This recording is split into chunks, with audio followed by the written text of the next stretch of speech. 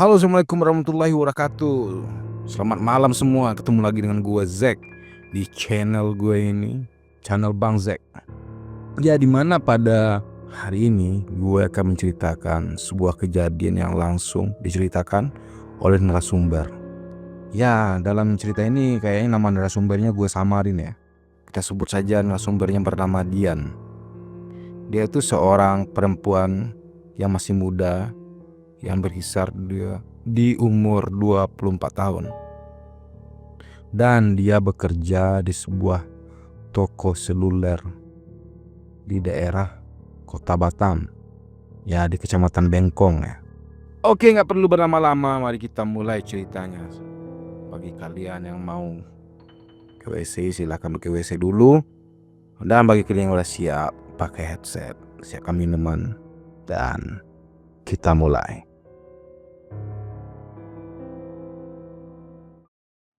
Tokonya ini terdapat di suatu kecamatan, kita sebut Kecamatan Bengkong ya. Di sini terdapat satu toko seluler yang mana di situ tuh ada 2 orang karyawan yang mempunyai 2 shift yang bergantian. Yang shift pertamanya itu berjaga dari jam 7 pagi sampai jam 3 sore. Dan shift kedua itu berjaga dari jam 3 sore sampai jam 12 malam.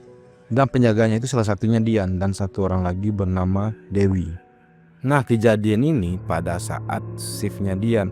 Kebetulan saat itu Dian shiftnya shift malam, yaitu dari jam 3 sore sampai jam 12 malam. Satu-satunya cahaya yang menyinari ruangan itu datang dari layar ponsel yang dipajang di rak kaca, bersinar redup dalam kegelapan malam. Toko ponsel yang terletak di pojok jalan itu sepi. Hanya ada satu orang yang tinggal menjaga malam itu, di mana orang itu adalah Dian, seorang perempuan muda yang baru saja bekerja di sana. Dian itu berumur sekitar 24 tahun. Dian telah bekerja di toko kecil itu selama beberapa bulan, menggantikan rekan-rekannya yang lain, yang dulu ya ibaratkan ketika perekrutan pegawai baru ada dan dia dapat bekerja di situ. Biasanya toko ini ramai dengan pelanggan pada siang hari, tetapi ketika malam tiba, semua orang sudah pulang. Dan si Dian nih harus tetap tinggal sendirian hingga pagi. Karena gimana pun dia itu tinggal di toko itu sendiri. Toko ini kira-kira ruko dan lantai 2, yang mana di bawahnya itu toko selulernya dan lantai 2-nya itu buat kegiatan peralatan atau perkakas-perkakas lah di lantai 2 itu.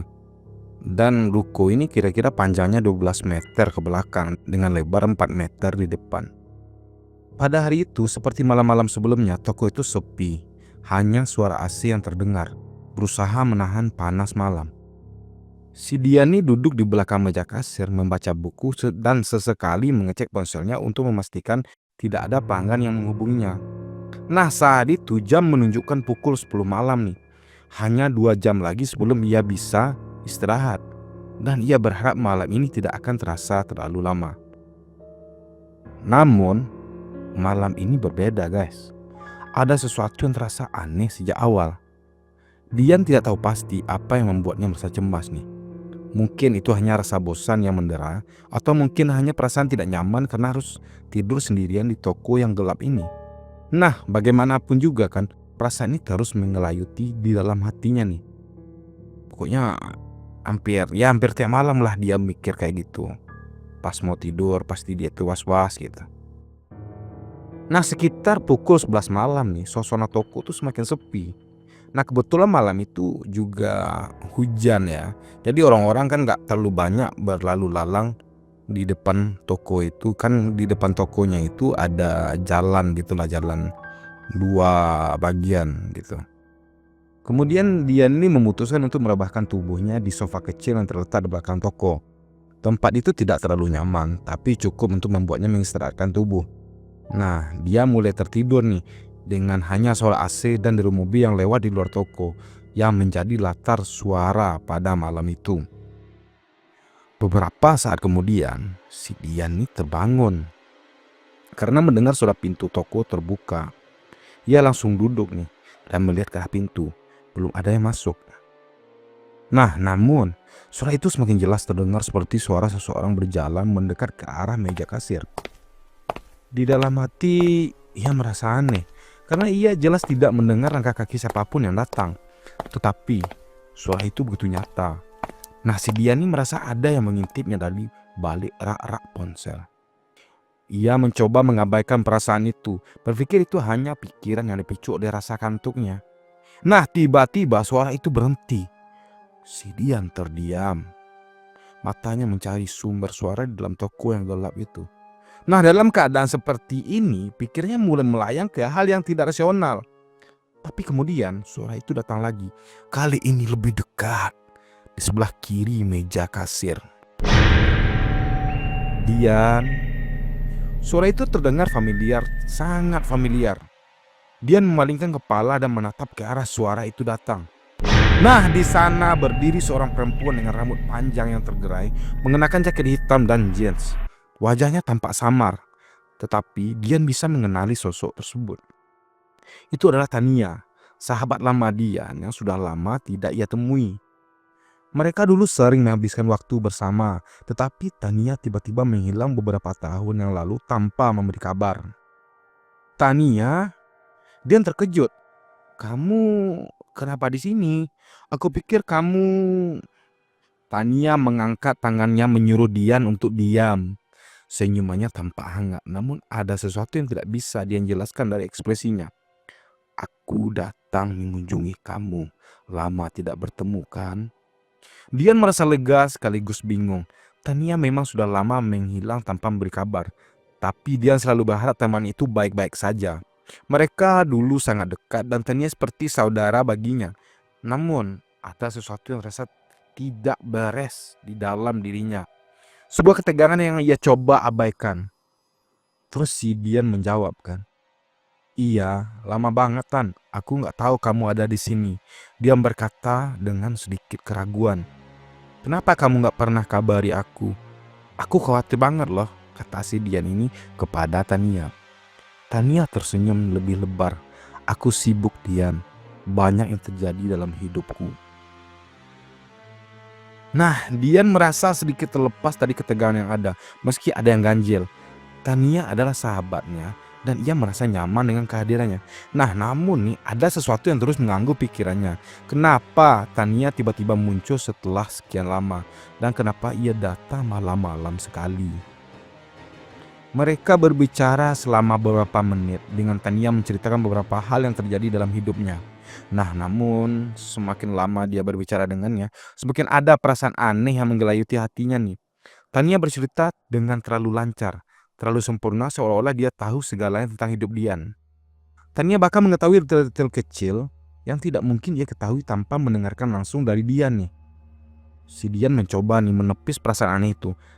Mungkin saja Tania hanya mengingat segalanya seperti dulu. Namun, ada satu hal yang ia tidak bisa hilangkan dari pikirannya. Tania tidak terlihat seperti dirinya yang dulu. Wajah Tania tampak pucat, dengan kantung mata yang lebih dalam dari yang ia ingat. Pakaian yang dikenakan juga tampak terlalu lusuh, dan rambutnya yang dulu hitam berkilau kini tampak kusam, seakan tidak pernah dirawat. Nah, tiba-tiba Tania menatap Dian dengan mata yang lebih intens. Kamu gak merasakan apa-apa? Tanyanya dengan suara yang rendah. Dia merasa nadi tengkuknya berdegup berkencang. Apa maksudmu? Tania hanya tersenyum. Kamu pasti merasa takut kan? Semua ini terasa aneh buatmu. Tapi jangan khawatir, aku di sini untuk menjaga kamu. Nah, di situ Dian terdiam nih, perasaan itu semakin kuat. Perasaan bahwa sesuatu yang buruk sedang terjadi. Sesuatu yang mengganggu logika dan akal sehatnya. Nah, tiba-tiba sesuatu yang aneh terjadi. Dia mendengar suara langkah kaki lain yang datang dari luar toko, mengarah ke pintu depan. Dalam kebingungannya, ia menoleh ke arah pintu itu dan melihat seseorang yang mendekat. Sosok itu tampak seperti seorang pria yang mengenakan jas yang gelap, dengan wajah yang tidak jelas karena cahaya yang redup. Tapi suara langkah kakinya terdengar sangat jelas di telinga Dian. Tan, itu siapa? Tanya Dian semakin khawatir. Suasana semakin mencekam. Namun Tania hanya tersenyum. Sekali lagi dia hanya tersenyum. Dia datang untuk menemani kita, jawab Tania. Suara langkah pria itu semakin dekat, tetapi ia merasa tubuhnya seperti terkunci di tempatnya. Ia berusaha bergerak, namun sepertinya tubuhnya tak mau bekerja sama. Kemudian suara itu datang lagi, bukan dari pria mendekat tapi dari Tania. "Aku bukan Tania yang kamu kenal, Dian." Dia menatap Tania dengan ketakutan. "Apa yang terjadi? Apa yang sebenarnya terjadi di sini?" "Aku adalah sesuatu yang lebih tua dari Tania. Aku sudah menunggunya selama ini. Dan sekarang aku menginginkanmu," kata Tania ini. Pada saat itu tubuh Tania mulai berubah. Matanya menjadi hitam legam, kulitnya memucat, dan tubuhnya tampak melarut seperti kabut. Semua yang pernah dikenalnya tentang Tania hilang begitu saja, berubah menjadi sesuatu yang lebih mengerikan. Hantu yang menyamar sebagai teman, sosok yang sudah lama mati berusaha meresiki tubuh yang ia kenal untuk kembali ke dunia nyata. Dian berteriak sekuat tenaga, berlari menuju pintu depan. Namun, sebelum ia sempat sampai ke pintu, tangan yang dingin meraih lengannya, menariknya kembali. "Kamu tidak akan pergi, Dian. Kamu adalah bagian dari permainan ini." Dengan sisa tenaga yang ada, Dian berusaha melawan, tapi ia merasa tubuhnya semakin lemah.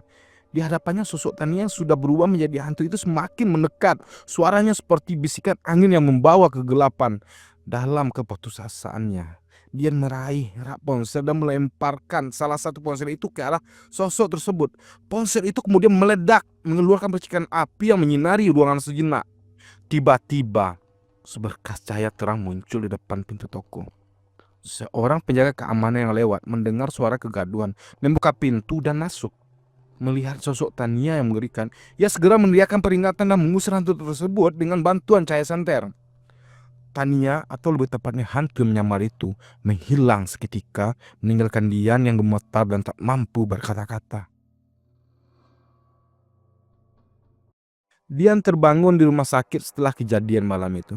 Tubuhnya terasa lemas dan kepalanya masih berdenyut-denyut akibat ketegangan yang ia alami. Matanya semula takut kini hanya dipenuhi kebingungan. Sebuah kain kasa menutupi luka kecil di tangannya, yang tampaknya berasal dari kaca ponsel yang pecah saat dia melemparkan benda itu untuk mencoba melarikan diri. Seorang dokter berdiri di dekatnya, menatapnya dengan cemas. "Kamu sudah sadar? Kami akan memastikan kamu baik-baik saja," kata dokter itu dengan suara yang lembut.